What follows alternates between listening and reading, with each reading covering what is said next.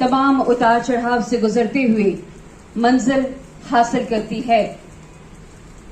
मौका दस्तूर किसी की रुखसती का हो या फिर किसी को एजाज देने का, दोनों ही सूरत हाल में हम जिन एहसासों से दोचार होते हैं उनकी कैफियत को लफ्जों का जामा पहनाना इंतहाई मुश्किल काम होता है। अशोक जाम्बुलकर जी, जिन्होंने सफर से शिखर तक का सफर तय किया, यकीनन सादगी से शराबोर उनका मिजाज ही उनकी शख्सियत का आईना है। उनकी जबान पर मैंने कभी ना लफ्ज नहीं सुना, उनके बस में हो या ना हो, हमेशा बड़ी ही मोहब्बत और शफकत के साथ, और ये शायद कहना मेरे लिए ज्यादा अच्छा है क्योंकि उनके साथ मेरा उनके साथ एक बहुत ही अच्छा और बेहतरीन सानिध्य रहा है कि हमेशा वो ये कहते थे कि रुकिए मैं कोई हल निकालता हूं। तो अपने आप में ये बहुत पॉजिटिविटी वाली बात है। एक बार जोरदार तालियों से हमारे अशोक जाम्बुलकर जी का इस्तकबाल कीजिए। समारोह की शुरुआत करने से पहले मैं यहाँ पे तमाम उपस्थित मुख्य अतिथियों से दिल से गुजारिश करना चाहती हूँ कि आप मंच पर आकर दीप प्रज्वलन जैसे मांगलिक कार्य का समारोह का विधिवत शुभारंभ करें। मैं तमाम जितने भी हमारे मेहमान हैं उनसे गुजारिश करूंगी कि आप मंच पर आएं।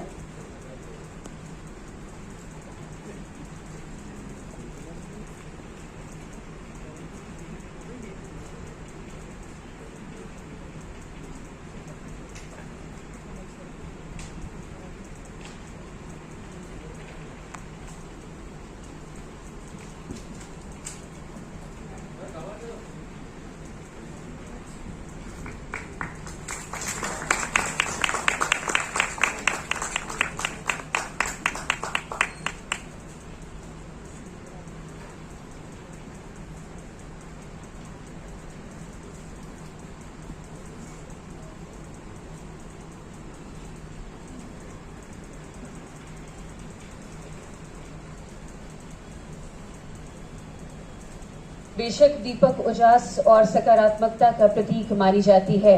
हमारी जिंदगी में होने वाले सभी कार्यों को, या यूं कहें कि सभी कार्यों की शुरुआत दीप प्रज्वलन से करना बेहद शुभ माना जाता है। आप सभी की गरिमा में उपस्थिति के लिए मैं तमाम टीम मेंबर्स की तरफ से दिली शुक्रिया अदा करती हूं कि आपने इतने व्यस्ततम समय में से वक्त निकालकर आज हमारे इस बेहतरीन समारोह में आप सभी शामिल हुए।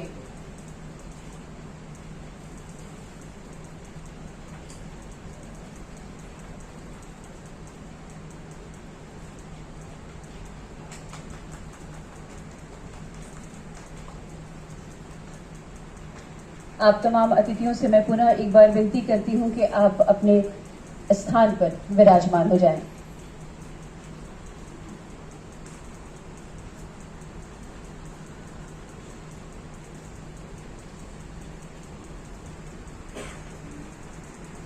बहुत बहुत शुक्रिया आप सभी का। आइए प्रोग्राम की शुरुआत करते हैं इनॉग्रल नृत्य की प्रस्तुति से। प्रस्तुति देने आ रही हैं हमारी बहुत ही खूबसूरत और बेहतरीन डांसर, कथक में मास्टर्स ऑफ फाइन आर्ट हैं आप और डांस कोरियोग्राफर भी हैं। आपका परिचय दे दूं कि आप एक शिक्षिका भी हैं और इसके बावजूद अपने हुनर और अपनी तमाम शौक को अपने पेशे के साथ इन्होंने जारी रखा है। मैं बहुत ही सम्मान के साथ मंच पर बुलाना चाहूंगी नुपुर कांबले जी को। नुपुर कांबले जी, प्लीज आप मंच पर।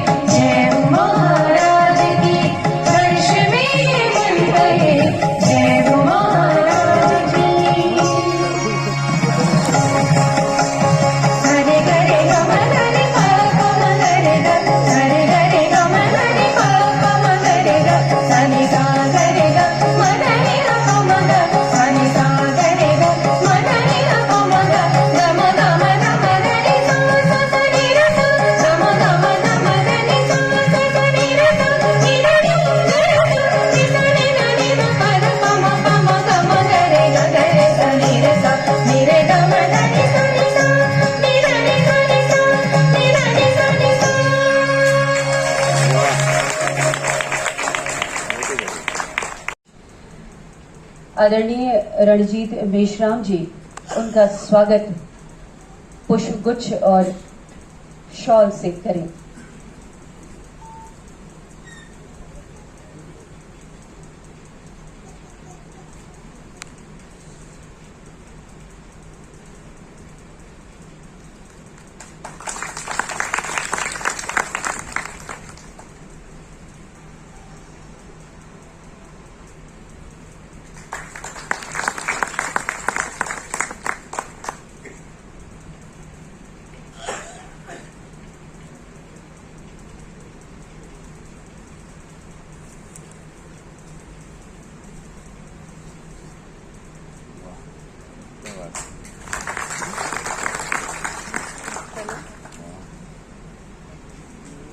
अगली श्रृंखला में मैं आदरणीय धम्मचारी अमोघ सिद्धि जी का स्वागत के लिए मैं चाहूंगी कि हमारे साथी यहां पर उनका स्वागत करें।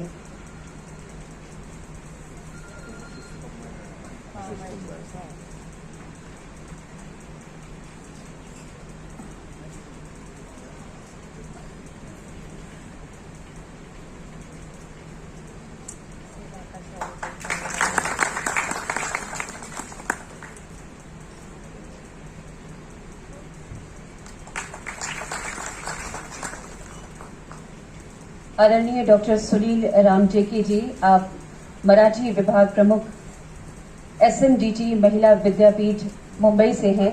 मैं चाहूंगी अगली श्रृंखला में उनका स्वागत किया जाए।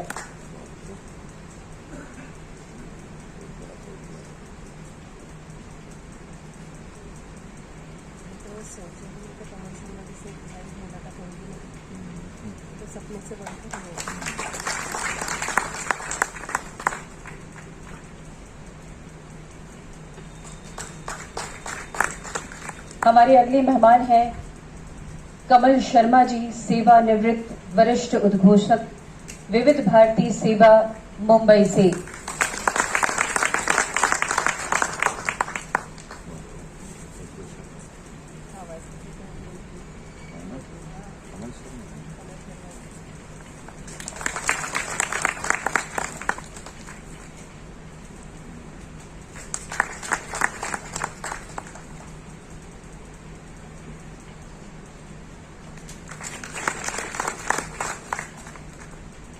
आदरणीय कमल किशोर बराइच जी का स्वागत के लिए मैं बुलाऊंगी। आप वरिष्ठ उद्घोषक आकाशवाणी नई दिल्ली से यहां पर पधारे हुए हैं।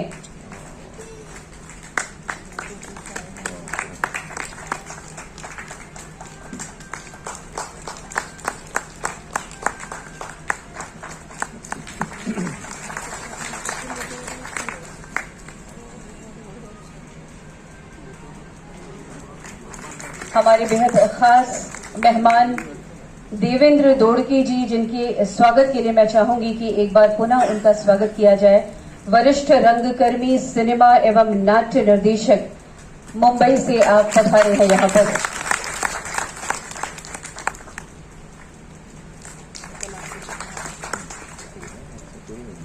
देवाश्री जी, इस आत्मीय सहयोग के लिए आपका हम दिल से शुक्रिया अदा करते हैं और मंच पर हमारे उन तमाम साथियों को दावत देते हैं जिनके सहयोग, प्यार और अपनायत के बगैर शायद इतना बड़ा कार्यक्रम। माफ कीजिएगा, लेकिन एक स्वागत जो नागपुर नगरी की ओर से आज की इस आयोजन समिति की ओर से होगा। एक प्रसिद्ध कवियत्री, रंगकर्मी, रंगमंच की एक बेहतर रंगकर्मी और हम सब के बीच इस पूरे कार्यक्रम का जो संचालन कर रही है, हमारे आज की इस कार्यक्रम के खास मेहमान है सिरिन सिद्दीकी जी। इनके स्वागत के लिए मैं आमंत्रित कर रहा हूं श्रीमती वंदना जामुलकर मैडम को। कृपया आप मंच पर आए और सिरिन जी का स्वागत कीजिएगा जोरदार तालियों के साथ। सिरिन जी का ये स्वागत हो।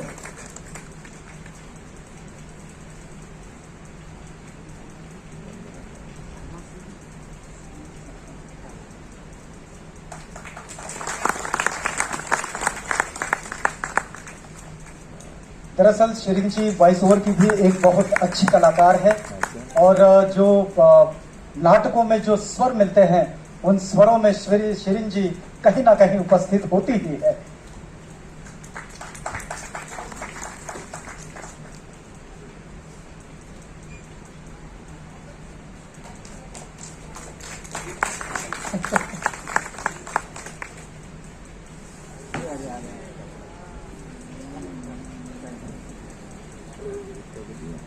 प्रद्यान मूर्ति जी, आप जहां भी हैं प्लीज आप मंच पर आ जाएं।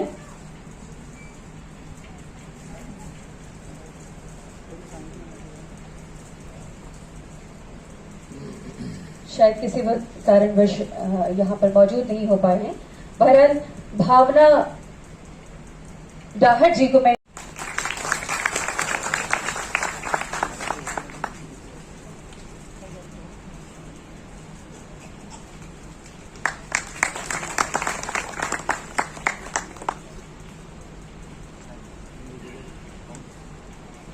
आदरणीय एडवोकेट भास्कर थम गाय जी मौजूद हो चुके हैं। प्लीज आप मंच पर आ जाइए सर। बहुत दिल से स्वागत करते हैं पूरी टीम की ओर से। सर के लिए जोरदार तालियां, उनके सहयोग, उनके प्यार, उनके मोहब्बत के लिए। मैं चाहूंगी कमल किशोर जी उनका स्वागत करें। प्लीज सर आप आगे आइएगा।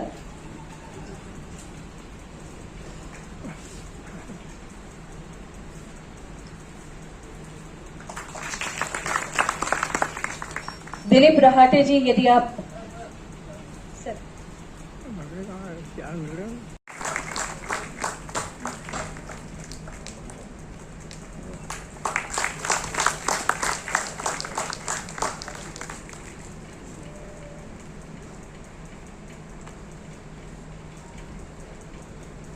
बेशक हम ऐसे श्रोतागणों को हरगिज दरकिरार नहीं कर सकते जिनकी बदौलत हमारी शख्सियत पहचानी जाती है।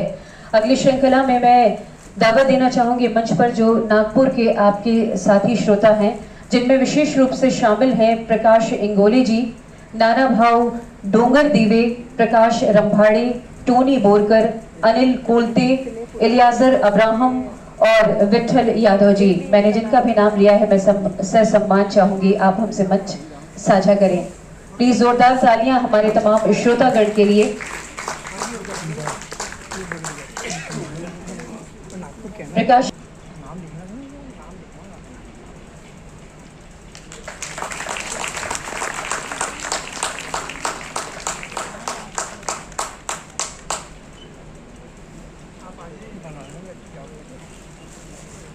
आवाज की लर्जिश का ये कमाल होता है कि मैं हरगिज ये सवाल नहीं कर सकती कि अशोक जी की कौन सा खास प्रोग्राम आपको मुतासर किया, क्योंकि आवाज के लर्जिश पे ही एक शेर है कि तेरी आवाज सुन लो तो मिल जाता है सुकून दिल को, मेरे गमों का इलाज भी कितना सुरीला है। तो आवाज का जादू ही कुछ ऐसा है कि तमाम वो जो श्रोता हैं जो न जाने कहां से कितनी दूर बैठकर इनको सुना करते थे, आज हमारे बीच शामिल हैं।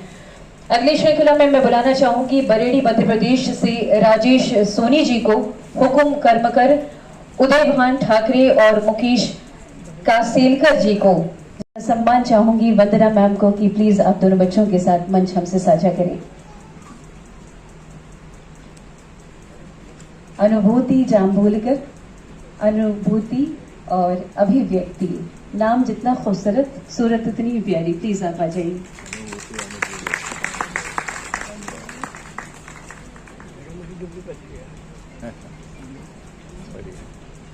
हमारे कार्यक्रम के अध्यक्ष, मैं चाहूंगी कि उनके हाथों से उनके बहुत ही बेहतरीन और प्यारे खूबसूरत से परिवार को सम्मान दिया जाए। एक बार जोरदार तालियां हमारे इस बेहतरीन परिवार के लिए।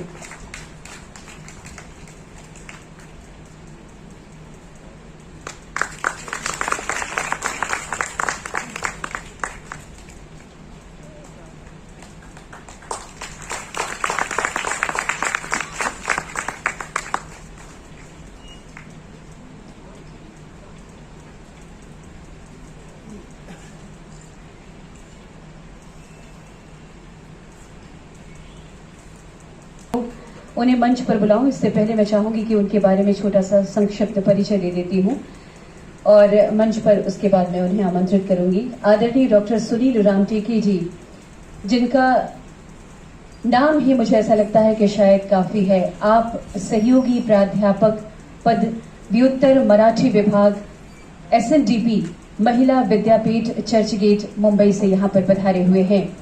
आपने MA MPhil नेट MFA नाटक और PhD की तालीम हासिल की है।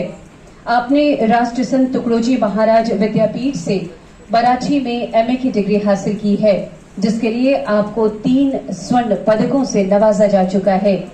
आपने अनुसंधान परियोजना पर यूसीजी को न्यू प्रबंध लघु प्रबंध प्रस्तुत किया है। साथ ही पिछले कई वर्षों से एमसीएल एवं पीएचडी मार्गदर्शन के रूप में अनवरत आप कार्य भी कर रहे हैं।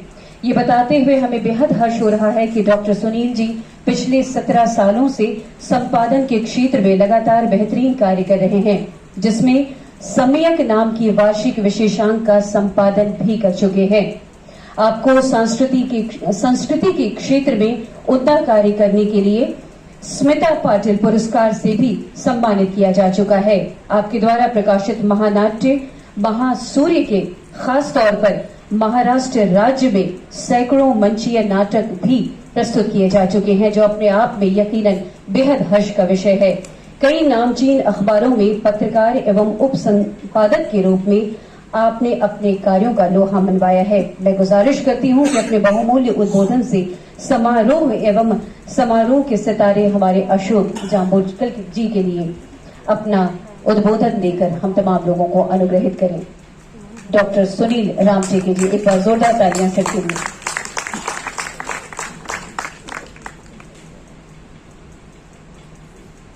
धन्यवाद मैडम।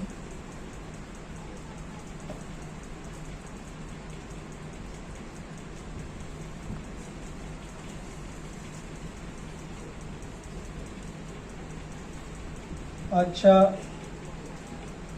या थोड़ा आवाज वाला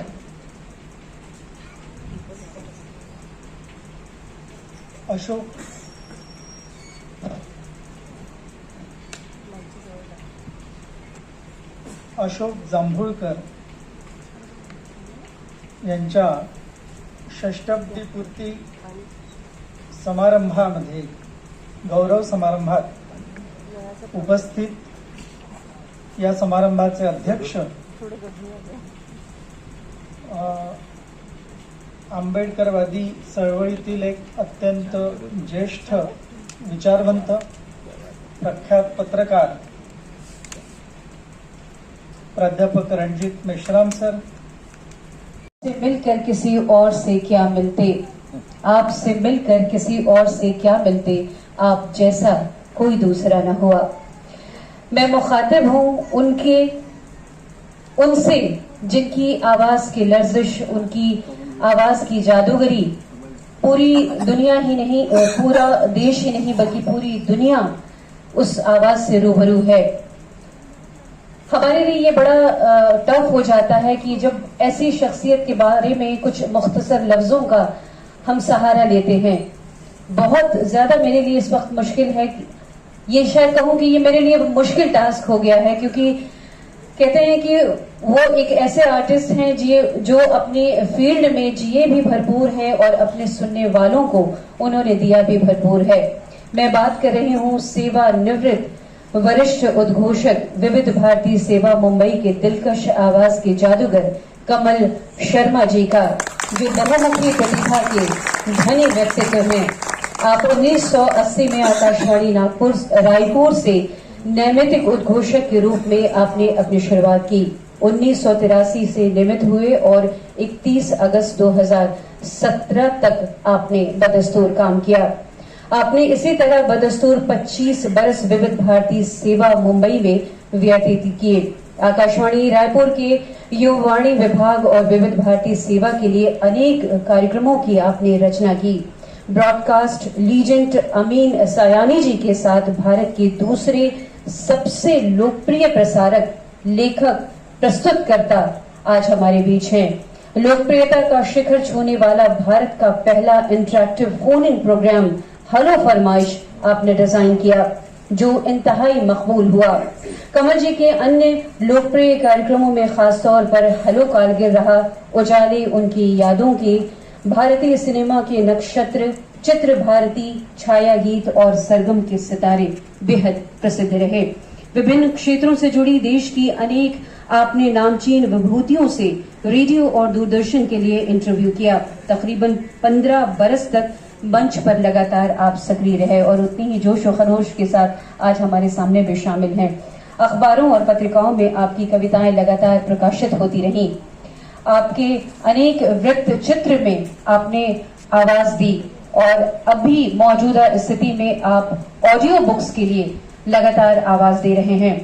ये अपने आप में बेहद फक्र का बायस है कि 2 बार रेडियो प्रसारण के लिए आपको लाइफ टाइम अचीवमेंट अवार्ड से सम्मानित किया जा चुका है। अपने लफ्जों को मैं विराम देते हुए उद्बोधन के लिए आमंत्रित करूंगी मंच पर इन पंक्तियों के साथ कि जहां रहेगा वहीं रोशनी लुटाएगा, जहां रहेगा वहीं रोशनी लुटाएगा, किसी चिराग का अपना कोई मकान नहीं होता है।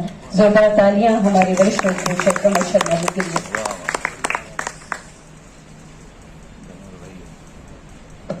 शुक्रिया। नमस्कार। अरे वाह। प्रिय मित्र और अनुज श्री अशोक जामुलकर जी और उनके गौरव समारोह के अध्यक्ष, अम्बेडकरवादी विचारक एवं चिंतक, वरिष्ठ पत्रकार आदरणीय श्री रणजीत मेश्राम जी, मुख्य अतिथिगण त्रिरत्न बौद्ध महासंघ नागपुर के धम्मचारी अमोक सिद्धि जी, SNDT महिला विद्यापीठ मुंबई में मराठी विभाग प्रमुख डॉक्टर सुनील रामटेके जी, मुंबई से ही पधारे वरिष्ठ रंगकर्मी सिनेमा एवं नाट्य निर्देशक श्री देवेंद्र दोड़के जी, जो अपना वक्तव्य देकर के जा चुके हैं, मेरे पुराने रेडियो के सहकर्मी और मेरे अनुज मित्र श्री कमल किशोर पड़ाइक जी, आज के कार्यक्रम के सूत्र संचालन की महत्वपूर्ण भूमिका निभा रही प्रतिभाशाली कलाकार, शायरा और मीडिया पर्सनालिटी शिरीन सिद्दीकी जी, यहाँ देश के कोने कोने से पधारे रेडियो श्रोता परिवार के आत्मीय सदस्य और इस सभागृह में पधारे समाज के विभिन्न क्षेत्रों से संबद्ध गणमान्य नागरिक जन, कलाकार, लेखक, पत्रकार बंधु, आप सबका इस मंच से हार्दिक अभिनंदन है, स्वागत है। इस मौके पे एक शेर मुझे याद आ रहा है, किसी दूसरे संदर्भ में मैं उसका जिक्र कर रहा हूं। वो शेर है कि उसके दुश्मन है बहुत आदमी अच्छा होगा, मेरी ही तरह वो भी शहर में तन्हा होगा। लेकिन इस शेर के उलट मैं कुछ कहना चाहता हूं। अगर मैं देखिए, मेरा ये मानना है कि अगर आदमी अच्छा है तो उसके दुश्मन नहीं होने चाहिए, उसके चाहने वाले होने चाहिए। अगर दुश्मन है तो यानी कि कला के जगत में, प्रसिद्धि के जगत में लोगों के बीच में आपस में रंजिश होती है, ईर्ष्या होती है, द्वेष होता है। लेकिन अगर कोई आदमी दिल से बहुत अच्छा है, समाज के लिए बहुत कुछ कर रहा है, तो वो जिसे हम अजात शत्रु कहते हैं, कुछ ऐसी ही बात है। तो मैं ये कहूंगा कि अगर अशोक भाई के लिए ये बात कही जाए कि उनके मित्र हैं बहुत, आदमी अच्छा होगा और इस शहर में वो तन्हा नहीं बल्कि बहुत लोकप्रिय होगा, और ये उनका अर्जन है, उन्होंने ये अर्जित किया है। कहते हैं ना कि मैं ये कहना चाहता हूं कि सुख जो है वो फिर भी एक बार आदमी को नहीं जोड़ता, लेकिन दुख जो है वो इंसान को जरूर जोड़ता है। और अशोक भाई की कहानी जो है वो शोक से अशोक होने की है।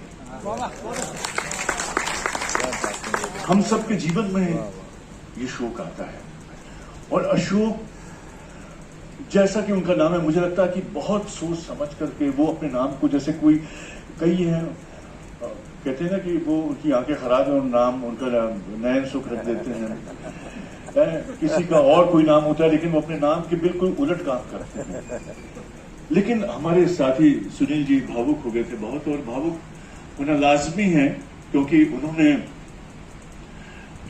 उनके उस दर्द को, उस पीड़ा को देखा है, जो भोगा है उसको देखा है। और आप जब उन तमाम विपरीत जीवन की परिस्थितियों से निकलते हैं, कुंदन की तरह तपते हैं, और दूसरों के जीवन को भी आप स्वर्णिम बनाते हैं, उसको रोशन करते हैं, तब एक इंसान के रूप में, मानव के रूप में आपका जीवन सार्थक भी होता है। और बिल्कुल सही बात कही। तो जैसे कि मैंने शुरू में कहा कि दुख जो है आदमी को जोड़ता है।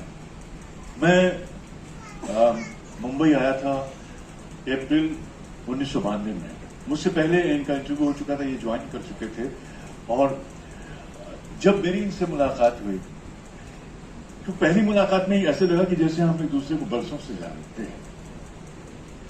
कहानी इनकी भी वैसी शोक की कहानी थी, दुख की कहानी थी, लेकिन इनके चेहरे पर, जैसे कि मेरे और साथियों ने कहा, कि कभी भी इन्होंने उस दुख को जाहिर नहीं किया। नहीं तो लोग क्या करते हैं, थोड़ा सा भी जीवन पर परेशानी आए तो पोस्टर लगाने लग जाते हैं, जाने चेहरे में कितना सारा दुख जो है चेहरे पे लटका लेते हैं।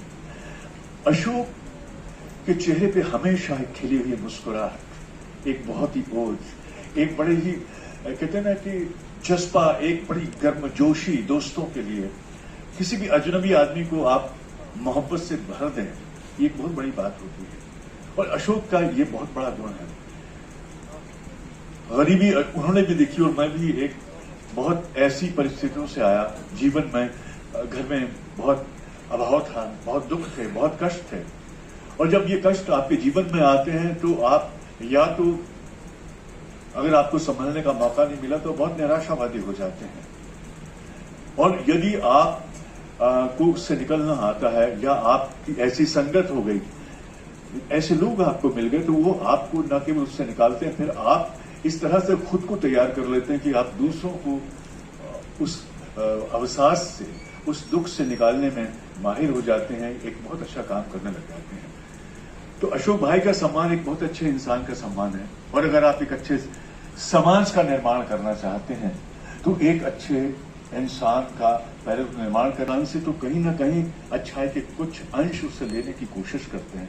एक व्यक्ति, अशोक भाई जैसा व्यक्ति जो है, वो एक हर समाज को चाहिए, समाज के नव निर्माण में, उसके रचनात्मक निर्माण में, क्योंकि ऐसे ही लोग जो हैं वो समाज को बदलते हैं। समाज की चुनौतियां जिन्होंने देखी, जिन्होंने जीवन के इतने, कहते ना कि इतने कष्ट देख लिए, और उसके बाद में फिर ऐसा व्यक्ति जिसके सामने 2 जून की रोटी का सवाल हो, कपड़े लत्तों को लेकर के सवाल हो, वो फिर जिंदगी में आप उसको कहीं भी भेज दीजिए, वो जिसे कहते हैं कि वो कई बार निर्लिप्त हो जाता है, उसके लिए वो कष्ट जो है वो कोई मायने नहीं रखते।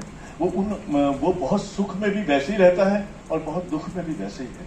और सबसे बड़ी बात है कि अमूमन ये होता है कि जब अभाव होता है तो आदमी बड़ा कैलकुलेटिव हो जाता है जीवन में, बहुत सोच समझ के खर्च करता है, क्योंकि पैसे रहते ही नहीं थे, तो बहुत जिसे कहते हैं मित व्यय हो जाता है।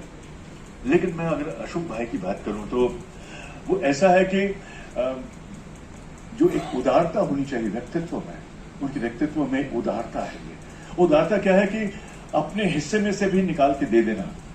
देखिए, उसके लिए अब हृदय की विशालता चाहिए। तो मुंबई की जिंदगी में हम दोनों साथ साथ लगभग एक जैसा बैकग्राउंड, इनका कुछ ज्यादा ही खराब था, ऐसे हालात थे। हम लोग भी 4 भाई बहन, हमारे पास जो कुछ पूंजी थी वो हमारी पढ़ाई थी। मेरी मां बहुत विदुषी थी, लेकिन जीवन में बहुत संघर्ष, बहुत गरीबी, बहुत अभाव देखे। तो दुख ने एक तो हमको जोड़ा, और दूसरी बात है कि मुंबई जैसा शहर जो है, लोग कहते हैं कि बहुत वो शहर बहुत उदार है, जहां पर लोग अपने आप से भागते हैं, जहां लोगों की पूरी जिंदगी जो है ट्रेन में कट जाती है, आधी जिंदगी ट्रेन में बीत जाती है। तो वहां पर एक बहुत जीवंत, एक ऊर्जा से भरे हुए, ओज से भरे हुए इंसान से, जो हमेशा जिंदगी से भरा हुआ, सबसे बड़ी बात है जिंदगी की खुशी से भरा हुआ है। खुशी उसके पास भी नहीं है, लेकिन वो खुशी को बटोरना जानता है, खुशी को संजोना जानता है, और दूसरे को भी ये एहसास कराता है कि खुश कैसे रहना चाहिए, इसका मंत्र उसके पास में है, और ये बहुत ही महत्वपूर्ण चीज है। तो हम एक दफ्तर में थे, मुंबई जैसे शहर में क्या होता है कि जैसे अरे अच्छा यार मिलता हूं, 4:15 की गाड़ी है, 4:30 की गाड़ी है, तो लोकल पे उसकी नजर होती है और वो पिंड छोड़ा के भागना चाहता है आपसे, है ना। और सरकारी दफ्तरों में हम लोग काम करते हैं, वहां तो भूख भी आदमी को घड़ी की सुई देख करके लगती है। अरे लंच टाइम हो गया, अच्छा खाना खा लेते हैं, बेशक भूख ना लगी हुई। एक ऐसे शहर में जब आप रहते हैं, और वहां तो मुझे याद है कि अशोक को भी याद होगा, हम लोग निकलते थे और बहुत भूख लगी होती थी, तो घाटकोपर में मुझे याद है कि मैं डोंबिवली में रहता था और ये कल्याण में रहते थे, तो हम हर रोज किसी न किसी की ना पारी बंधी होती थी, और वो गरम बड़ा पाव बनता था उसमें घाटकोपर में। और मुंबई के लोगों की मोहब्बत कहिए, उनका सहयोग कहिए, वो इतने वो है कि वहां से वो खिड़की से वो जो चलता था, उसका पुड़ा जो है उसमें 8-10 बड़े होते थे, और उसकी खुशबू लेते हुए लोग हमको बाकायदा इज्जत के साथ हमारी सीट तक पहुंचा दिया करते थे। तो मेरी बहन ने एक बार मुझे मजाक में कहा कि बताओ कमल, क्योंकि आप जानते हैं कि मुंबई में कल्याण का जो क्राउड है, डोंबिवली का क्राउड है, ऐसा कि रोज आपकी एक परीक्षा होती है, कैसे आप उसमें से उस भीड़ में से निकलते हैं, जिंदा वापस आते हैं। और बाद में मैं फिर विरार चला गया, तो मैं मजाक में मेरी सिस्टर कहती थी कि बताओ मुंबई का एक्सपीरियंस कैसा है ट्रेन का। मैंने कहा लोग इतनी मोहब्बत करते हैं कि हमारा स्टेशन आता है तो उतरने नहीं देते, पकड़ के रख लेते हैं। और फिर मैंने कहा कि दूसरी चीज है कि अगर आपको भरतनाट्यम सीखना है, कुचिपुड़ी सीखना है, जो भी सीखना है, आप एक पांव खड़ा करिए, दूसरा पांव आपका चर्च गेट में नीचे आएगा, तो आपकी रोज प्रैक्टिस हो जाएगी। तीसरी चीज है, आपको कहीं भी तकलीफ है, मसाज पार्लर है, तो लोग आपको इतना प्यार करते हैं, ऐसा मसाज करेंगे, आप जब नीचे उतरेंगे तो बिल्कुल चंगे। और आखिरी चीज जिसकी मैं तुमको गारंटी देता हूं कि मैं मरने के बाद बिल्कुल स्वर्ग जाऊंगा, तो वो क्या, मैंने कहा वो मरूंगा मैं तो वो मेरा पास चेक करेंगे, अच्छा ये डोंबिवली या विरार से आ रहा है, ये तो पहले ही नरक भोग के आ रहा है। तो ये वो दुख थे जिनमें हम फंसते थे और उसमें अपने दुखों को भूल जाए। अशोक को मैंने बहुत बहुत व्यवस्थित देखा, वेल ऑर्गेनाइज्ड, वेल डिसिप्लिन, अपना जो भी उसको, और ये मैं समझता हूं कि आज तक उसकी जिंदगी का बहुत बड़ा हिस्सा है। और वो अपने यारों का यार है, रिश्ता आपकी बहुत बड़ी पूंजी होते हैं, अपने रिश्तों को कैसे सहेजना, कई बार हम भूल जाते हैं, ठीक है बाद में बात कर लेंगे। अशोक जो है वो अपने दोस्तों से बात करने के लिए वक्त जरूर निकालता है, और इसीलिए आज यहाँ पर ये जो इतने तमाम लोग यहाँ मौजूद हैं, ये उसकी सबसे मूल्यवान पूंजी है, उसकी कमाई है, जो कुछ उसने कमाया वो सामने नजर आता है, उसके चाहने वाले उसको इतने प्यार करते हैं। और इसीलिए ये जो गर्व भी होता है आपको कि आप एक ऐसे व्यक्ति के साथ जुड़े हैं, क्योंकि आज के इस दौर में ऊपर वाले ने ऐसे लोगों के सांचे बनाने बंद कर दिए हैं। मेड इन चाइना हो कोई अलग बात है, क्योंकि आजकल तो चाइना की चीजें चलती हैं और 6 महीने के बाद में वैसे भी वो खत्म हो जाती हैं। लेकिन मैं ये कहूंगा कि अशोक भाई ने फिर वहां से ट्रांसफर ले लिया, नागपुर आ गए, और हम लोग, हमारे यहाँ तो भारतीय जो वो है संस्कृति में कहा जाता है, हमारे दर्शन में, कि आवाज से इस ब्रह्मांड की उत्पत्ति हुई है, स्वर से, और हम सब उसी शब्द ब्रह्म के उपासक हैं। और शब्दों के जरिए रेडियो ने एक बहुत बड़ा काम किया। अशोक भाई ने तो रेडियो नाटकों के जरिए भी, रेडियो रूपों के जरिए भी लोगों की जिंदगी से बहुत कुछ निकाला, लोगों को बहुत कुछ दिया। देखिए, हम जिस आकाशवाणी का हिस्सा रहे हैं वहाँ सरोकार बहुत भरपूर है। मैं प्राइवेट एफएम की बात नहीं कर रहा, लेकिन हमारे यहाँ वो गृहणियां, वो किस खेत में काम करने वाला मजदूर, वो किसान, वो सब हमारे सरोकार में सबसे आगे हैं। तो ऐसे लोगों के लिए अशोक भाई ने जो कार्यक्रम बनाए, उन कार्यक्रमों के जरिए उनको ऊर्जा दी, नई दिशा दी, उनकी दिशा बदलने का काम किया। और यहाँ तो अशोक भाई ने हम सबको आमंत्रित किया, आपको भी आमंत्रित किया, लेकिन रेडियो के अनाउंसर जो हैं बड़े ऐसे कह लीजिए कि बेतकल्लुफी के साथ लोगों के बेडरूम तक चले जाते हैं। उनकी आवाज जो है वो हवाओं की पालकी पे सवार होती है और चली जाती कहीं भी। तो उसके लिए एक शेर मजरू साहब ने कहा है कि रोक सकता हमें जिंदाने बला क्या मजरूह। जिंदाने बला मतलब जिंदगी की जो जेल होती है, दुखों की जो जेल होती है, रोक सकता हमें जिंदाने बला क्या मजरूह। हम तो आवाज हैं, दीवार से छन जाते हैं। तो दीवारों से छन छन के लोगों तक पहुंचना, और वो लोग जो अपनी जिंदगी से हारे हुए हैं, वो जो जिंदगी से थके हुए लोग, अकेले लोग, उनको आप अपने संघर्ष से जो कुछ आपने हासिल किया है, एक एसेंस के रूप में आप उस इत्र की खुशबू उनके बीच बांटते हैं, उनके जीवन को बदलने की कोशिश करते हैं। आप अपने शब्दों के दीप जलाते हैं और उनके जीवन से, उनके हृदय से अंधेरा दूर करते हैं।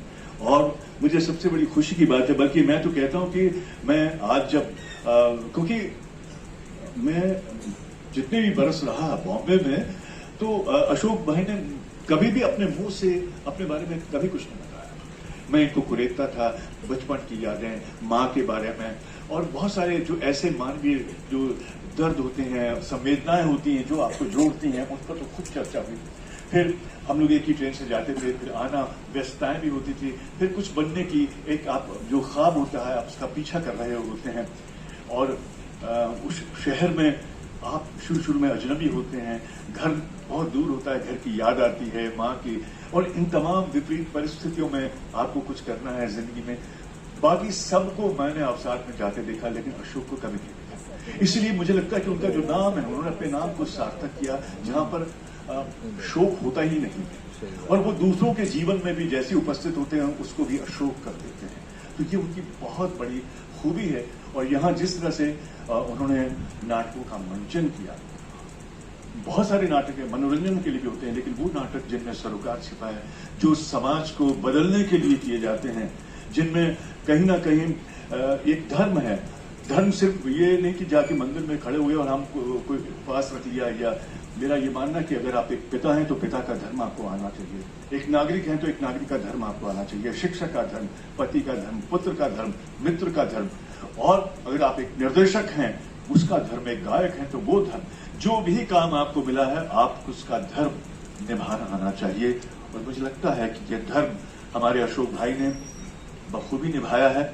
मैं बहुत कुछ बोलना चाहता हूं, बहुत सारी समय मेरे अंदर उमड़ रहे हैं, विचार उमड़ रहे हैं, भावनाएं उमड़ रही हैं, लेकिन समय का भी मुझे ध्यान रखना है।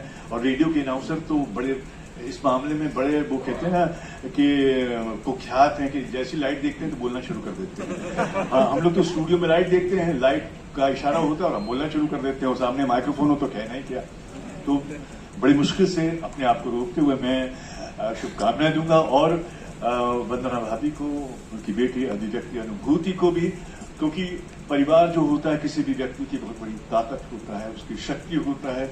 और दूसरा परिवार आप सब हैं, मित्र हैं जो यहाँ आए हैं, आप सब भी उनकी ताकत हैं, हमारी ताकत है। और आज इस आयोजन में आप सब यहाँ उपस्थित हैं, मैं उनकी ओर से आप सबको हृदय से धन्यवाद देता हूं, और अशोक भाई को अनेक अनेक शुभकामनाएं देता हूं कि वो दीर्घायु हों, स्वस्थ रहें, और इसी ऊर्जा के साथ, इसी उल्लास और जोश के साथ जीवन में अपने लिए, दूसरों के लिए ऐसे ही करते रहें। यही सच्चे में हमारे मानव होने की सार्थकता है। नमस्कार, धन्यवाद।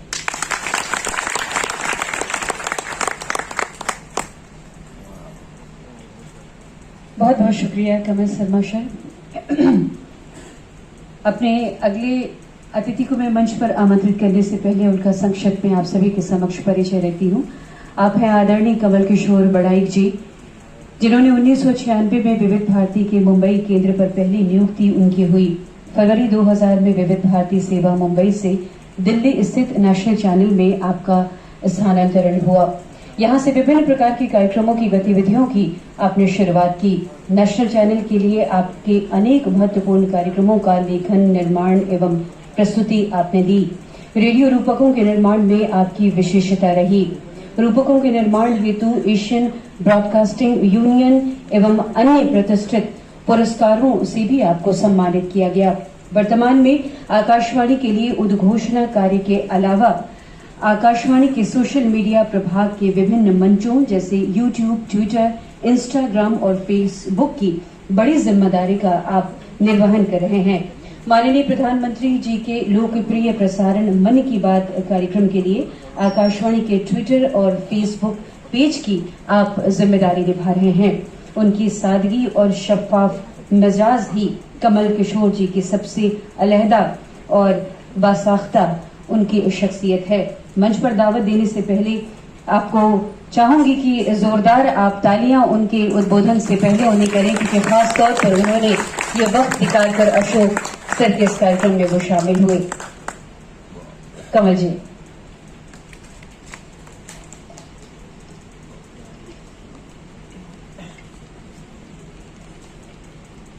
बहुत बहुत शुक्रिया शिरीन जी। और यहाँ पर उपस्थित सबसे पहले सभी नागपुर वासियों का मैं धन्यवाद देता हूँ। आप सबको नमस्कार करता हूँ। मुझे अच्छा लग रहा है। ये एक अलबेला शहर है और ये अलबेला शहर आप सबने मिलकर बनाया है। मुझे बहुत अच्छा लग रहा है। आप सबको मैं नमस्कार करता हूँ। और इससे पहले ये जो समारोह है अशोक जामुलकर कार्य गौरव आयोजन समिति, जिन्होंने मुझे ये एक खूबसूरत मौका दिया है, बहुत बेहतरीन मौका दिया है और ये मेरे लिए बहुत ही हर्ष का विषय है। और अशोक जामुलकर जी के साथ में जितने भी दिन मैंने काम किया रहा, उनके अनुभवों को जाना, उनके अनुभवों को मैंने सीखा, अनुभवों से उनसे सीखा मैंने, वो मेरे लिए आज एक अमूल्य धरोहर के रूप में मौजूद है। अशोक जामुलकर जी, इस आयोजन समिति की ओर से आपने जो मुझे आमंत्रित किया, समिति ने जो मुझे आमंत्रित किया, रियली मैं बहुत ही गदगद हूं। आपका बहुत बहुत धन्यवाद देता हूं। आयोजन समिति को मैं बहुत बहुत धन्यवाद देता हूं। आदरणीय अध्यक्ष जी रंजीत मेश्राम जी, धर्माचारी अमोघ सिद्धि जी, त्रिरत्न बौद्ध महासंघ नागपुर, डॉक्टर सुनील रामटेके जी, मराठी विभाग अध्यक्ष, SNGT महिला विद्यापीठ मुंबई, और मेरे गुरु, वास्तव में मेरे गुरु हैं कमल शर्मा जी, जिनसे मैंने बहुत कुछ सीखा है। विविध भारती में रहते हुए बहुत कुछ सीखने को मिला। जयेंद्र डोटके जी, जो अपना वक्तव्य देकर के समय की कमी के कारण यहां से जा चुके हैं, मैं आप सबका बहुत बहुत धन्यवाद देता हूं, आभार व्यक्त करता हूं। और ये जो मौका है, वैसे अशोक जामुलकर जी, आपके विषय में जितने भी अतिथि हैं, सब ने बहुत कुछ कहा। इसके विषय में चूंकि मैं अगर कहूंगा फिर वही बात रिपीट हो जाएगी, दोबारा वही बात कही जाएगी, इसलिए मैं कहता हूं कॉपी टू ऑल। समय ना गंवाते हुए सच कहूं तो अशोक जामुलकर के विषय में यह कहूंगा, जब मैं 1996 में विविध भारती मुंबई ज्वाइन किया था, उस वक्त बम्बई था। मैं विविध भारती के स्टूडियो में कदम रखता हूं, मेरा परिचय होता है, उसके बाद हम अपने उद्घोषक कक्ष में हम आते हैं, फिर वहां पर भी जो अपने साथी हैं उनसे परिचय होता है। जब सब परिचय होकर के खत्म हो जाता है, फिर अचानक मेरे कंधे पे हाथ आता है, कमल चलो चाय पीते हैं।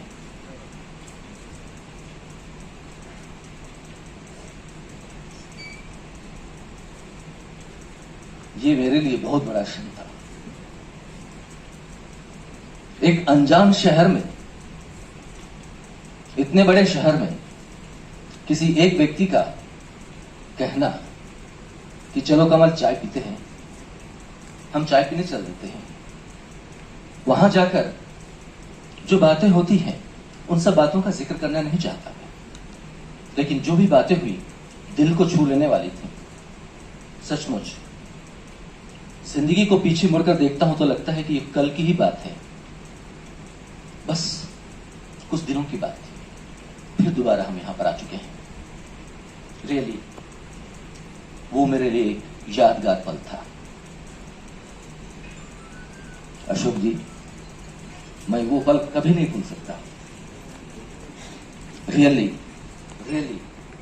आप चाय की चुस्कियों के बीच में जो बातें अपने संस्था के विषय में, विविध भारती के विषय में आप बताते गए, उन सब बातों को मैं आत्मसात करता रहा। एक एक व्यक्ति के विषय में बताया उन्होंने, और मुझे लगा कि शायद यही एक व्यक्ति है जिनके एक मार्गदर्शन में मैं आगे बढ़ सकता हूं। यही एक व्यक्ति थे। इन्होंने मुझे एक बच्चे की तरह, एक बड़े भाई के नाते उंगली पकड़कर चलना सिखाया मुझे। यहां ऐसे नहीं करते, वहां ऐसे नहीं करते, यहां ऐसे बोला जाता है, इस प्रोग्राम में वैसे बोला जाता है। जिंदगी की तमाम जो बातें हैं, शहर की जो तमाम बातें हैं, संस्था की जो तमाम बातें हैं, उन सब बातों को मुझे समझाया। और एक अजनबी शहर में, अनजान शहर में इस प्रकार का समझाना बहुत मुश्किल है। ये मेरे दिल को छूती है रियली। और जैसे सबने कहा, आपसे भी मैंने जाना कि जिस प्रकार से आपकी जिंदगी संघर्षों भरी रही, बहुत संघर्षों भरी रही। पता नहीं ऐसा क्यों होता है, हम अनाउंसर्स यहाँ पर मेरे गुरुजी, मेरे मित्र, मेरे बड़े भाई कमल शर्मा जी, उनकी भी जिंदगी संघर्षों भरी रही। अशोक जामुलकर की जिंदगी भी संघर्षों भरी रही और मेरी जिंदगी भी उसी प्रकार। हम बिल्कुल निचले स्तर से, जमीन से जुड़कर यहां तक आए हैं, लेकिन यहां तक आने में आप सबका प्यार, आप सबकी मोहब्बत, यहां पर मेरे श्रोतागण बैठे हुए हैं, इन्हें हम अपने फोन के जरिए, फोन इन प्रोग्राम के जरिए हम सुनते थे, इन्हें हम पत्रों के जरिए पढ़ते थे। इन्होंने इतना प्यार लुटाया कि हमें यहां तक पहुंचा दिया। हम कहीं जमीन पर थे, जमीन से इन्होंने उठाकर फलक पर बिठा दिया है। आप सबका बहुत बहुत शुक्रिया।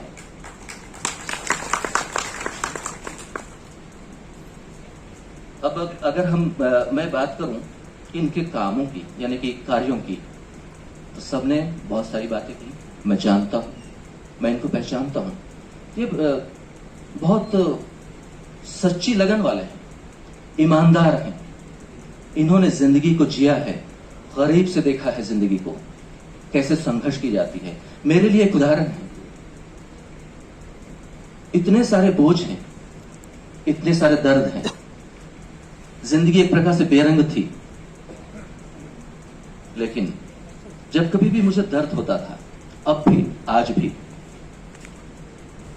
एक दर्द का मारा भी है, लेकिन भी उसमें मैं और दर्द और लाद देता हूं। मैं अपने दर्द बताकर बड़े प्यार से समझाते हैं कि मुझे प्यार से विविध भारती में नया नाम दिया था, क्योंकि मेरे बड़े भाई, मेरे अनुज, मेरे गुरु कमल शर्मा, तो इन्होंने भी कहा कि कमल, तुम, मेरा नाम तो जा ही रहा है, तो तुम एक काम करो, तुम एक अलग ही नाम लो, या तो फिर तुम कमल किशोर के नाम से आओ या फिर के नाम से।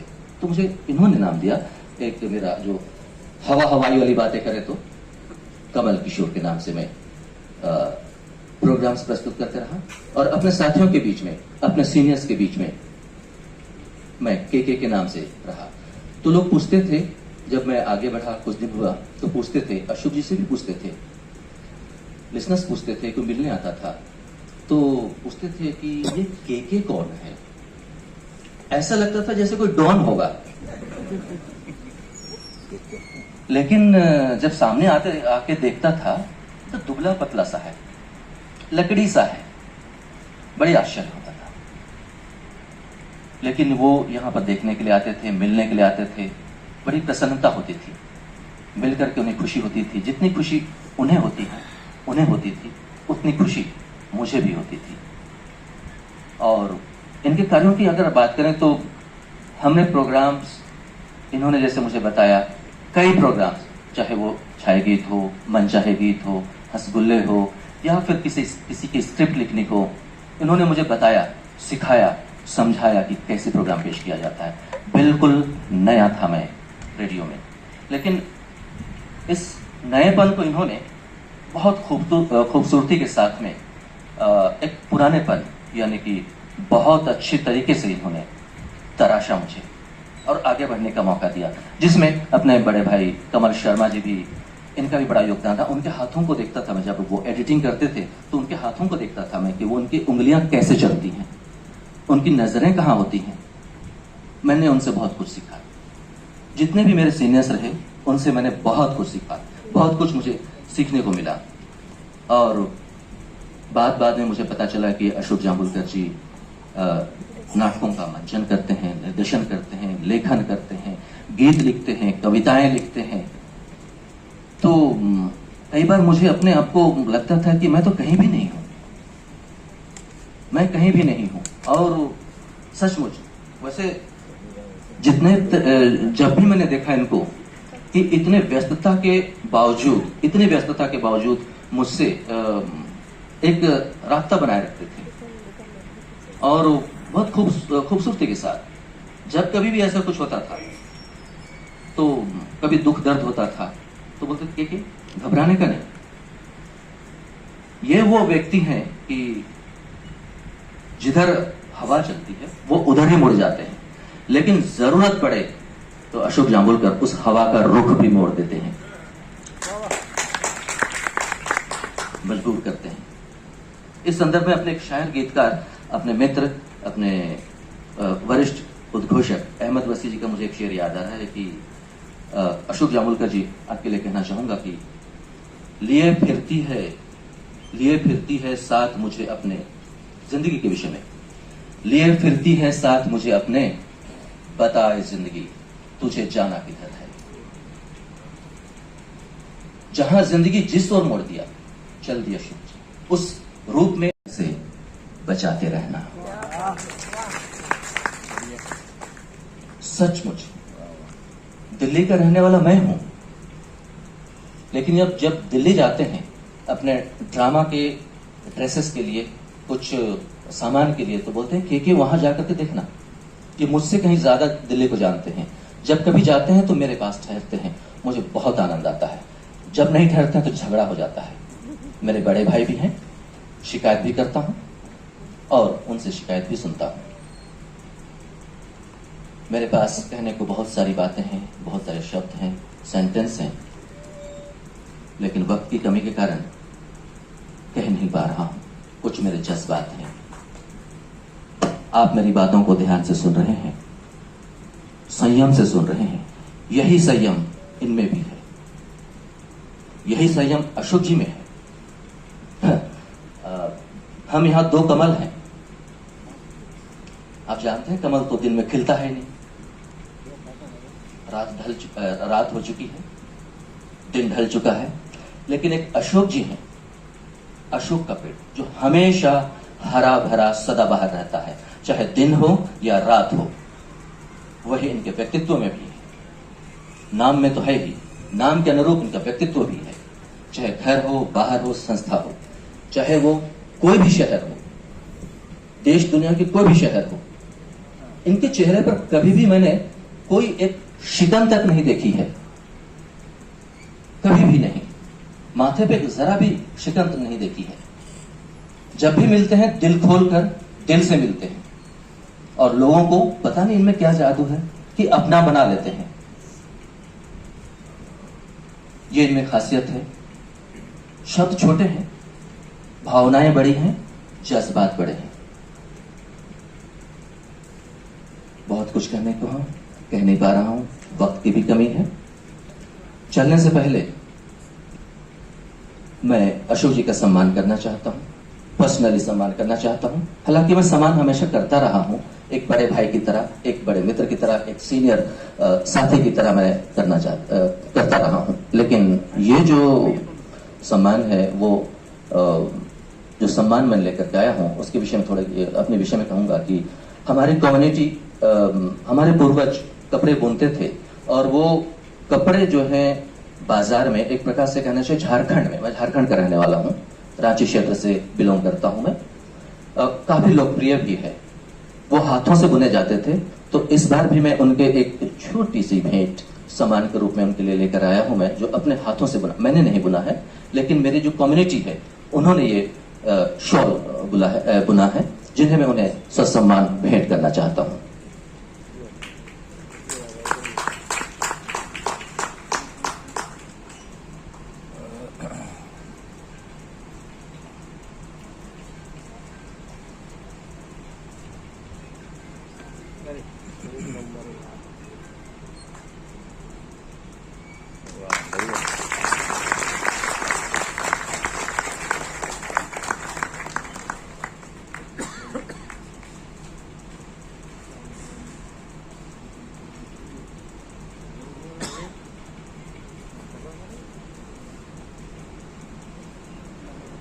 और जो कि मेरे गुरुजी हैं, हालांकि यहाँ पर मेरे साथी, दोनों सीनियर साथी हैं, और कभी मेरे गुरुजी को, मेरे आदरणीय परम मित्र, उनको मैं कभी भी सम्मान होता रहा हमेशा, लेकिन एक सबके सामने मैंने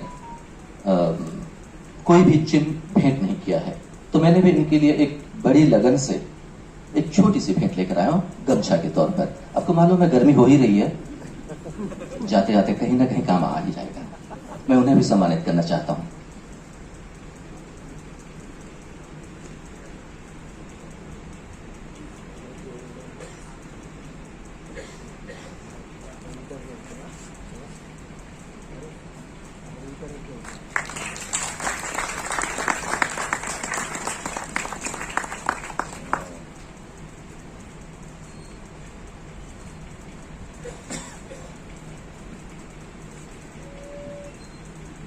मैं हर बार कहता हूं कि मैं अपनी बातों को विराम दे रहा हूं। कमल जी ने कहा कि जब भी लाइट जलती हम बोलने लग जाते हैं। लाइट जल ही रही है, बुझने का नाम ही नहीं ले रही है। और कई लोग कहते हैं, हमारे साथी कहते हैं, जो जानकार हैं वो कहते हैं, अरे ये तो उद्घोषक है, अनाउंसर है, बोलने की खाते हैं। हमारी नौकरी है, हमारा पेशा तो है, लेकिन आप सबसे, अपने श्रोताओं से, अपने दर्शकों से उनका प्यार अटूट है। उनके साथ में हमारी भावनाएं हमेशा जुड़ी हैं, हमेशा जुड़ी रहेंगी। आप सब ने मुझे इतने ध्यान से, इतने सम्मान के साथ सुना, आप सबका बहुत बहुत शुक्रिया। माइक अब शिरीन जी के हवाले। बहुत बहुत धन्यवाद। थैंक यू सो मच किशोर जी। मैं ऐसे सम्मान मंच पर आमंत्रित करना चाहूंगी डॉक्टर राजेंद्र फूले जी को, विशाखा फूले जी को, अमैनुअल फूले जी को और नमन बोधी फूले जी को। सपरिवार आपका मंच पर स्वागत करती हूं। मैं आमंत्रित करती हूं आपको। आप अशोक जी को सम्मान देना चाहते हैं सपरिवार। जोरदार तालियां हमारे राजेंद्र फूले जी के परिवार के लिए।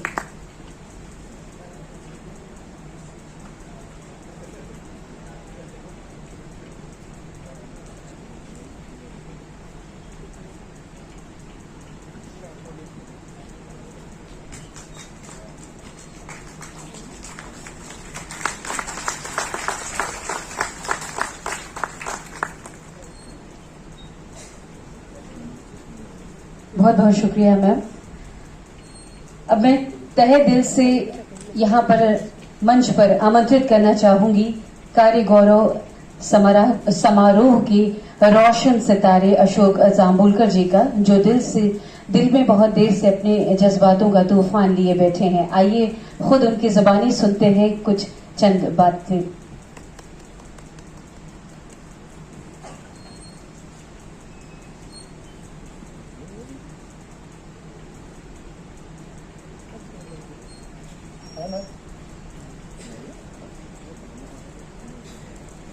तथागत भगवान गौतम बुद्ध और भारत रत्न डॉक्टर बाबा साहब अम्बेडकर, इनके विचारों को सर्वप्रथम नमन। मेरे बारे में यहाँ पर सभी लोगों ने अपनी अपनी बात कह दी और मुझे ऐसा लगता है कि अब कहने के लिए मेरे पास तो कुछ नहीं है, लेकिन मैं आप सभी लोगों का शुक्रिया अदा करता हूं, खासकर इस मंच पर, इस विचार मंच पर आज जो मैं अध्यक्ष के रूप में मिले हैं हमारे दादा, जिन्हें हम रंजीत दादा मेश्राम कहते हैं। एक ऐसा व्यक्तिमत्व जिन्होंने पिछले कई सालों से हम लोगों को संवारने के लिए काम किया है। दादा के भाषण सुनकर हम बड़े हुए हैं, उनके विचार सुनकर हम आगे बढ़े हैं। विनोद भैया तो बैठे ही हैं। विनोद भैया के साथ नाइट स्कूल से लेकर आज तक का सफर, समता सैनिक दल में मुझे लाने का सारा श्रेय तब के विनोद भैया और आज के अमोघ सिद्धि जी को है। मेरे जवानी के छोटे मित्र सुनील रामटेके साहब, डॉक्टर सुनील रामटेके बराबर 11 साल छोटा है वो। 1971 का उसका जन्म है और मेरा 1961 का। सुनील रामटेके, जिनके साथ हमने बहुत सारे नाटकों में काम किया, जिन्होंने पढ़ाया सब कुछ आकाश विविध भारती मुंबई में, लेकिन कभी भी मेरा अंगूठा नहीं मांगा।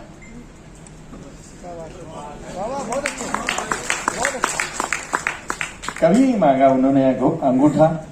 ऐसे मेरे बड़े भैया, मेरे गुरु कमल शर्मा जी, मेरे दोस्त रहने वाले तो बहुत इंटीरियर झारखंड के हैं, यानी इनके गांव को जाने के लिए आपको रांची से या फिर राउरकेला से जाना पड़ता है। सिमडेगा होते हुए इनके गांव सरना टोली केरसई जाना पड़ता है, केरसई सरना टोली।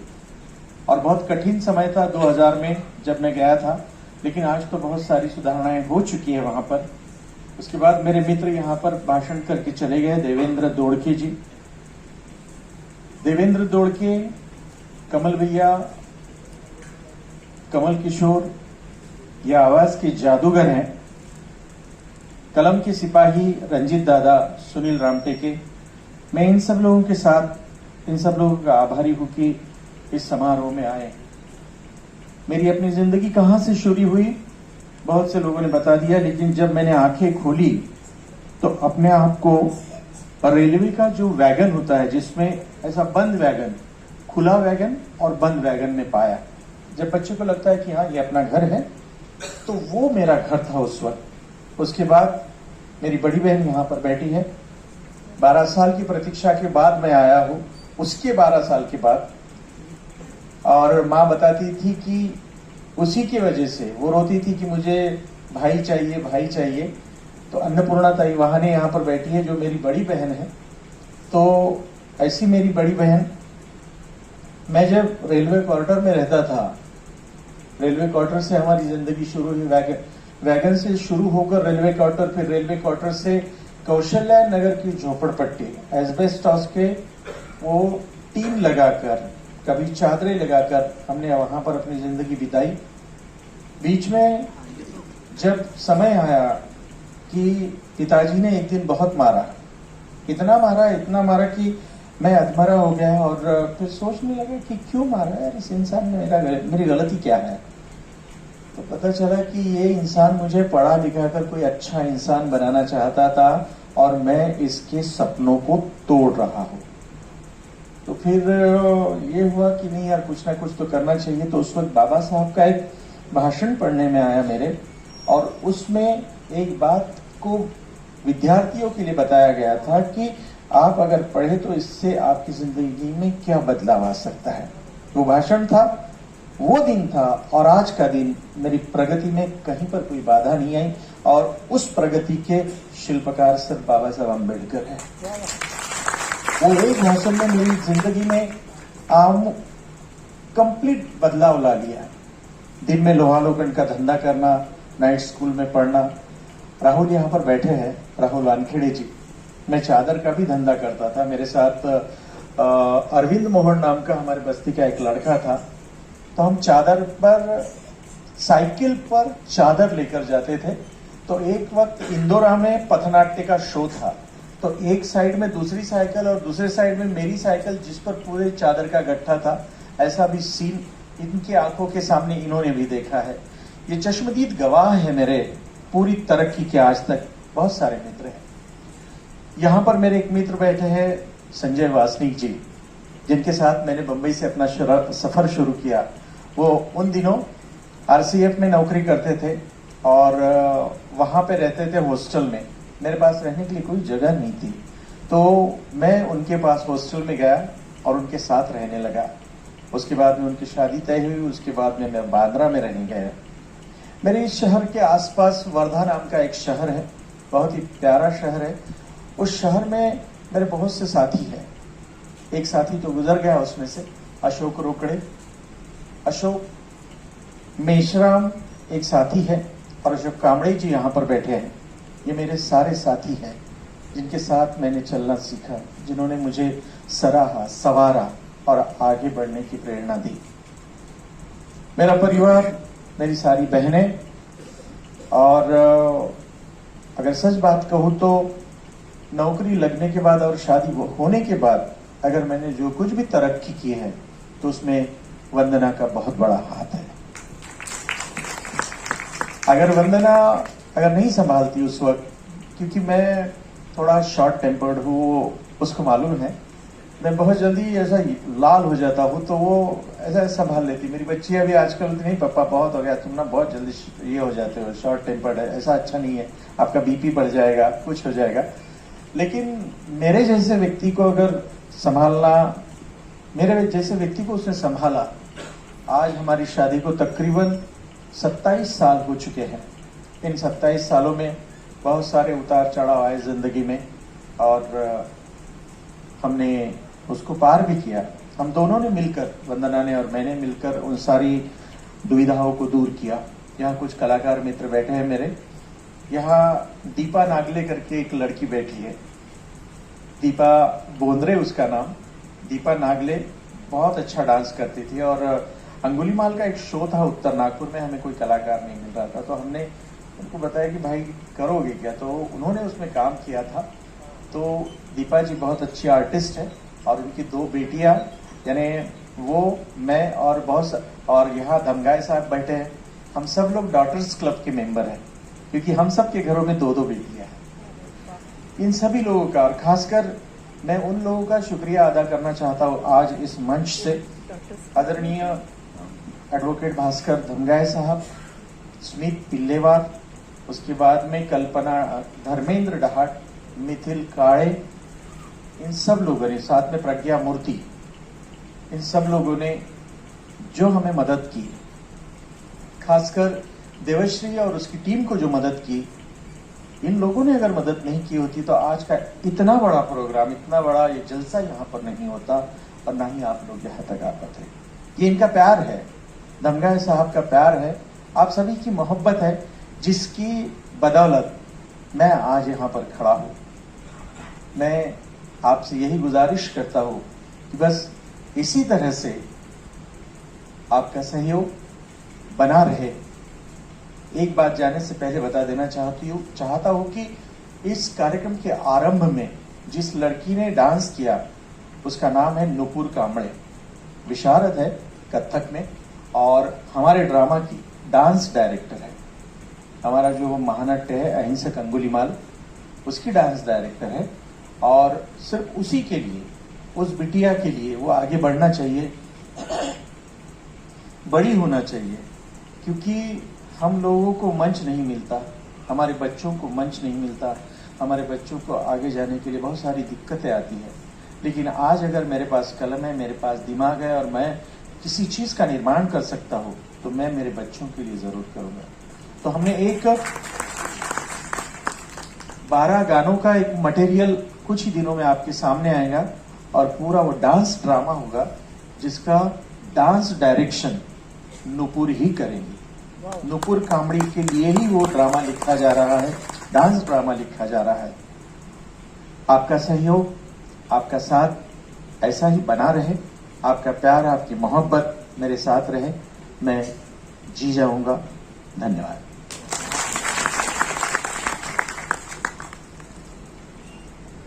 बहुत बहुत शुक्रिया अशोक जी।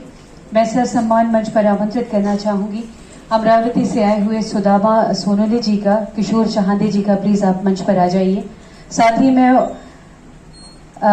संजय वासनिक जी का भी चाहूंगी कि वो मंच पर आ जाएं।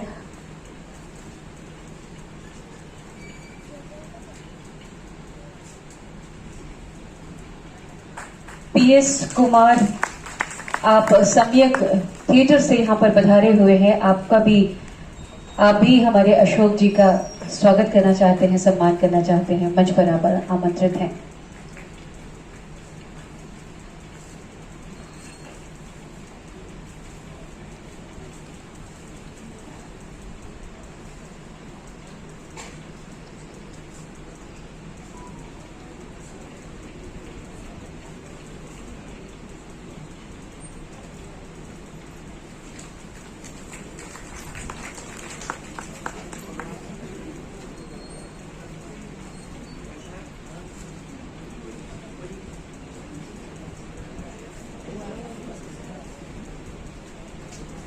भंडारा से आए हुए हैं रवि खोबरागढ़ी जी, आप भी अशोक जी का स्वागत करना चाहते हैं। आप सभी का मैं शुक्रिया अदा करना चाहूंगी।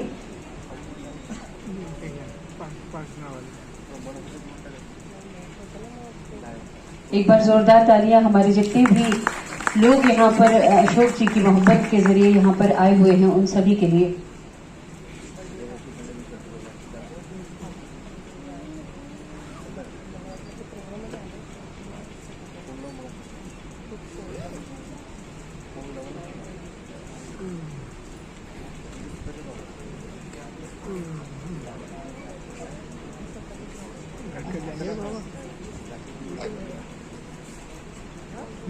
घर कब जाएंगे? घर कब जाएंगे? आज तो कहाँ रुकेंगे? नीरज मोदी जी भी अशोक जी का सम्मान करने के लिए आए हुए हैं। आप प्लीज मंच ज्वाइन कीजिए सर।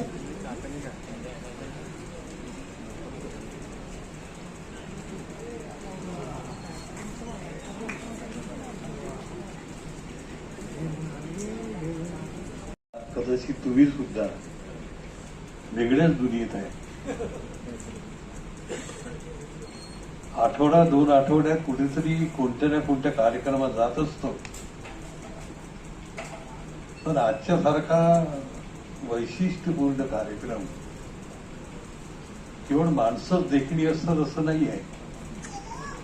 कार्यक्रम सुद्धा किती देखणा राहू शकतो याचं आजचं हे वास्तव आहे.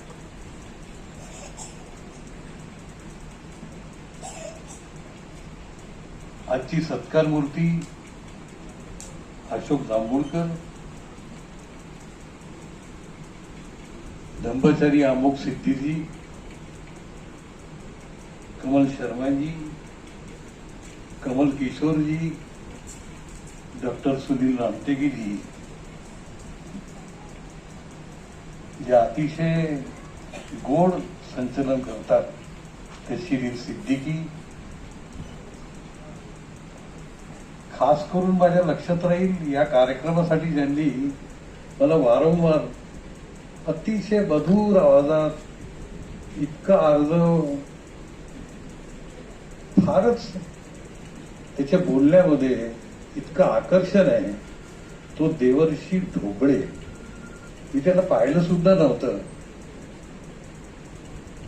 त्याचा आवर्जून उल्लेख करणं मला आवश्यक वाटतं. या सत्कार सोहळ्याच्या निमित्ताने एक बाब लक्षात आली असेल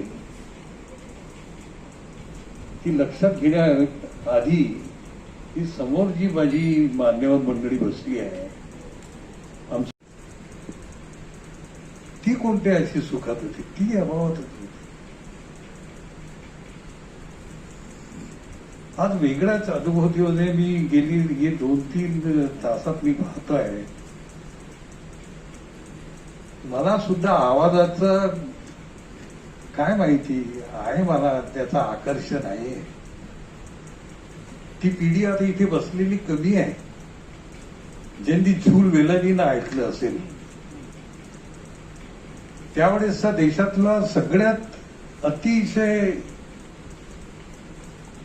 खूप आवडेल असा आवाज असलेला झूल वेलानी, पंडित जवाहरलाल नेहरूच्या अंत्ययात्रेचं त्यांनी केलेलं ते समालोचन जगभर गाजलं होतं. आम्हाला त्यावेळेस ते आठवतं. ती पिढी आता इथे कमी बसलेली असेल की अमीन सयानीच्या बिनाका गीतमालाच्यासाठी आम्ही दिवसभर वाट पाहायचे. तो बुधवार, ते रात्रीचे 8, तो पानाचा ठेला, तिथे तो रेडिओ आणि ते 16 पायदान आणि पहिल्या पायदानावर कोण येतो, अरे बापरे काय त्याच्या शर्यती. हे सगळ्यांना विस्मरणात गेलेलं आज असं असं असं आठवायला लागलं असतं. सुनील रामटेकेंनी नागपूरचे तसे 2 भाग होते, दक्षिण नागपूर, उत्तर नागपूर. मला पण माझा इंदोरा आठवला. इथे जन्म झाला ना.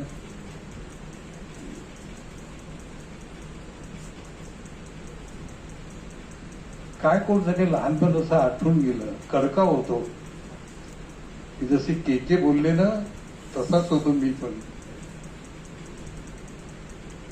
चवडीची शेंग राहते तसं. काहीच गुन्हा नव्हता मी केला, काहीही गुन्हा केला नव्हता. तरी माझ्या शेजारी एक DGPTचा बाबू राहायचा. मला काय, मी 2.5 वर्षाचा असतानाच माझे वडील गेले होते. आईच करायची. तो माझ्या आईच्या मागे लागायचा की रणजितला तुम्ही दूरच्या शाळेत घाला. अरे पण का घाला, कशाला घाला, एवढंच पोर कुठे घालता काय. सुचवली कुठली शाळा, राहतो इंदोऱ्याला ना, सुचवली महालवरची न्यू इंग्लिश हायस्कूल. कुठे इंदुरान, कुठे महाल. पण तिच्या आग्रहाखातर घातलं. कदाचित त्या शाळेने मला बरंच काही दिलं असेल म्हणून बरंच श्रेय तिचंही असेल. एकदा त्या शाळेत पाहुणा म्हणून गेलो, काही ती सांगत नाही फारसं. सगळे गोळा झाले. त्यांच्या दृष्टीने मी खूप मोठा माणूस झालो होतो. मी त्यांना असं म्हणालो की मला घडवायला या शाळेचा मोठा हातभार आहे. पण सगळ्यात जास्त हातभार जर कोणाचा असेल तर तर्टे मास्तरांचा खूप हातभार लागला. तर ते सगळे विचारात पडले की तर्टे मास्तर तर कधी शिकवत नव्हता, तो तर PTI होता. म्हटलं त्याचाच तर खूप हात लागला मला. कारण इंदोऱ्यावरून येताना 2 रेल्वेच्या फाटका लागायच्या. 6:45ची शाळा, घरून किती वाजता मी निघालो. ते रेल्वेचं फाटक काय माझ्या बंदोबस्तात नव्हतं आणि उशीर झाला की आठवड्यातनं किमान 3-4चा तरी तो मला खूप मागायचा. अरे काहीच गुन्हा नव्हता केला, फक्त मी प्रायमरी शाळेतून 4थ्या वर्गात दुसरा आलो होतो. हा एक गुन्हा मला त्या शाळेत घेऊन गेला होता. मित्रांनो, बऱ्याच अशोकरावांच्या विषयीच्या बऱ्याच आठवणी सांगितल्या. मी इतका या सिद्ध हस्त लोकांच्या मधात कसा अडकलो हे मलाच कळेना. परंतु मी काही मराठीचा खूप अधिकारी आहे असं नाही म्हणणार. मी बाबासाहेबांचा संबंध प्रेरणा सांगत असतानाच एक आठवतं की चक्र नावाची एक कादंबरी जयवंत दळवींनी लिहिली होती. हा प्रांत तसा डॉक्टर सुनील रामटेकेंचा आहे. परंतु त्यावेळेस आम्ही त्या सगळ्या आवर्तामध्ये राहत असू. मला तो मुद्दा सांगायचा आहे की बाबासाहेबांची उद्धरणं हे जीवनामध्ये कशी आली, त्याचं एक मूर्तिमंत वास्तव अशोक जांभूळकर म्हणून कसं आहे. हा खऱ्या अर्थानं चळवळीची अतिशय मोठी काय म्हणतात फलश्रुती किंवा नायकत्व किंवा प्रातिनिधिक सत्य किंवा आनंद देणारं वास्तव आपण जे म्हणू शकतो. अभाव तर सगळ्यांच्या पाठीशी लागलाच होता, परंतु दारिद्र्याचं गौरवीकरण होणार नाही. जी व्यवस्था आपल्या जन्मजात जी आपल्याला व्यवस्था लाभलेली आहे त्या व्यवस्थेचं रडगाणं करणार नाही. माफ करावं लागेल बेटा. आणि ज्यावेळेस चक्र नावाची कादंबरी लिहिली तर त्या चक्र नावाच्या कादंबरीमध्ये ती तरुण माणसाकडे काय म्हणे, तुम्ही झोपडपट्टीमध्ये न राहता तुम्ही झोपडपट्टीवर लिहिता कसे हो? तुम्ही आमच्या सुखदुःखाचं काय समरसता तुम्हाला कळणार आहे? तुम्ही कितीही काल्पनिक शक्तीतून संबंध लिहिला आणि तिथे दलित साहित्याची जी बीज आहेत ती अशी पडायला लागली की आमचं वास्तव आम्ही सांगू. आणि आमचं वास्तव आम्ही सांगताना मग ते कसं सांगावं, तर मग ती आत्मचरित्राची एक टूम निघाली. हा टीकीचा भाग नाही आहे, मोठा माणूस आहे. त्याचं नाव खरं तर ते दयाराम पवार होतं. राजा धाडेचं नाव पहिल्यांदा राजाराम होतं. त्याने तिथून राम काढला, यांनी पण राम काढला. एक दया पवार झाले, एक राजा ढाले झाले. दया पवारांनी बलूत लिहिलं होतं, खूप गाजलं. फोर्ड फाउंडेशनचा पुरस्कार काय मिळाला, खूप गाजलं. तरीही जी सूक्ष्म रीतीने आंबेडकरवाद समजून घेत होती, अरे असं कसं तू म्हणे, तू संबंध आमचं वास्तव सांगशील याचा अर्थ काय, इतकं वास्तव सांगशील. आक्षेप घेत गेले. इतकं नाही, तुम्ही दारिद्र्याचं इतकं गौरवीकरण नाही करू शकत. तुम्ही तो लंबक मग सहानुभूतीकडे जाईल, कदाचित त्या तत्वज्ञानाच्या भाषामध्ये गांधीवादाकडे जाईल. आंबेडकरवाद जर तुला प्रत्यक्ष रीतीने जर स्वीकारायचा असेल तर तुला त्या संबंध व्यवस्थेवर, त्या संबंध अभावावर, त्या संबंध आधारावर मात करावी लागेल.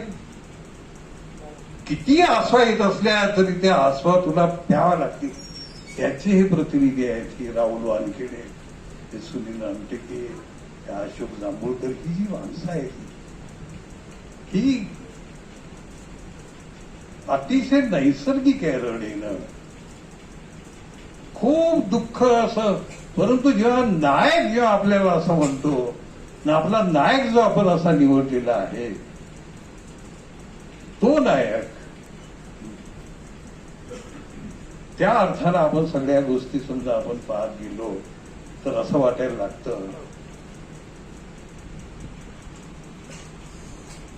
आता बोलता बोलता अशोक जांभूळकर बोलली की मी शॉर्ट टेम्पर्ड आहे. खरं बोलता म्हणजे घरात इतका रागीट माणूस बाहेर किती गोड आहे, हा कसा काय वागत होता. इथे संबंध बोलताना बोलायला लागले की पहिला माझ्या पाठीवर हात जर कोणी ठेवला असेल तर अशोक जांभूळकरांनीच. पहिल्यांदा जर कोणी चाय पर चलते हो गया जर असं कोणी म्हटलं तर ते अशोक जांभूळकरांनीच म्हटलं. आपली नैसर्गिकता जपून सुद्धा माणूस सार्वजनिक जीवनात हा किती यशस्वी जगू शकतो त्याचं हे मूर्तिमंत उदाहरण आहे. आपल्या संबंध संवेदनांना, आपल्या सगळ्या गोष्टींना मारू नाही दिलं त्याने, आपल्या रागाला मरूही नाही दिलं. ते सुद्धा पौरुषत्वाचं अतिशय मोठं लक्षण आहे. संबंध माणसं समजा अशी नेबडत झाली, तीही उदय दिली.